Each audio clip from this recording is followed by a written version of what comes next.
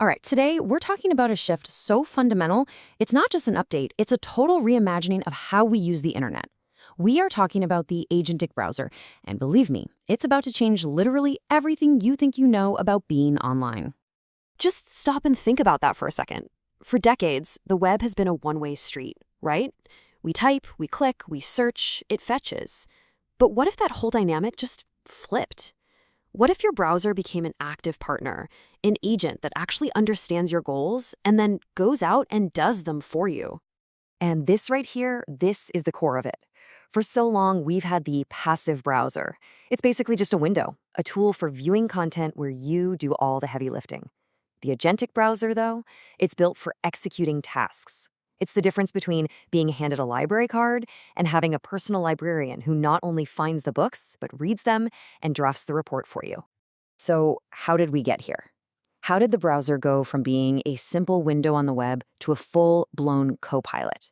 This wasn't just about adding some new button, it was about changing its very identity into an active partner in our digital lives. Well, the big turning point, the moment everything changed, was January 2026. This is when Google decided to go all in, weaving its Gemini AI not just into some feature, but deep into the very core of the Chrome browser. That was the starting gun, right there.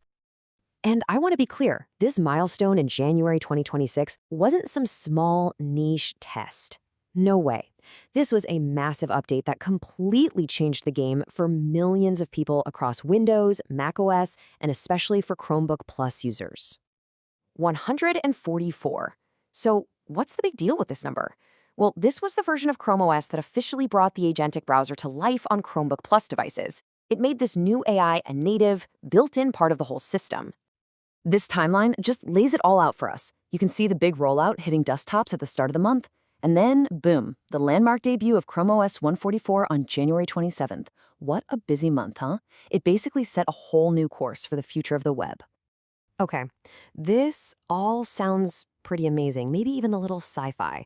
So how in the world does Google actually make a browser think and act for you? What's the secret sauce here? The answer is something you could call a hybrid brain. This is the engine, the secret sauce that powers the new Chrome. It's all about blending two different kinds of AI to create something brand new. And the core idea is called hybrid intelligence. See, instead of choosing between fast, private AI that runs on your machine or super powerful AI that runs in the cloud, Google's engineers just said, hey, why not both? It's a system designed to give you the best of both worlds, and it switches between them without you even noticing. And here's how it actually works, broken down into 4 pretty simple steps. First, you give it a big command, like, hey, plan me a weekend trip to Paris for under $1,000.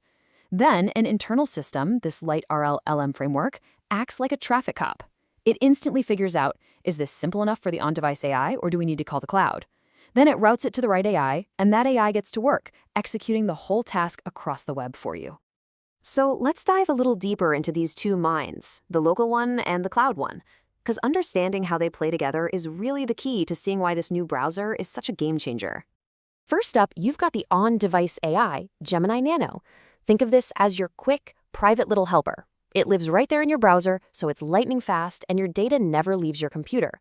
Perfect for stuff like instantly summarizing a long article you're reading. But for the really big jobs, that's when Chrome calls in the heavy artillery. Gemini 3 Pro, running up in the cloud. This is the one that handles all the super complex reasoning, the stuff that involves hopping across multiple websites, like planning that entire trip to Paris we were talking about. And this table just lays out the trade-offs perfectly. With Gemini Nano on your device, you get top-tier privacy and instant speed, but for more basic stuff. With Gemini 3 Pro in the cloud, you get that world-class advanced reasoning. And the real magic is that the system is choosing the right tool for the job every single time, without you ever having to think about it. Okay, so we've gone through the what, the when, and the how. But let's get to the most important question. What does having this new web copilot actually mean for you and your daily life? Well, it means you can finally give your browser goals instead of just instructions. I mean, instead of clicking through a dozen different travel sites, just imagine telling your browser, plan my whole vacation, and it goes and finds the flights, books the hotel, and even spits out an itinerary. It's about automating all that tedious digital busy work so we can focus on what actually matters. And this quote just hits the nail on the head. We are not talking about another button on your toolbar. This is a fundamental change in our entire relationship with information and the internet itself.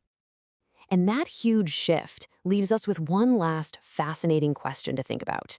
When your browser becomes your agent, when it can act on its own with its own intelligence, who is really doing the browsing? Thanks for joining us.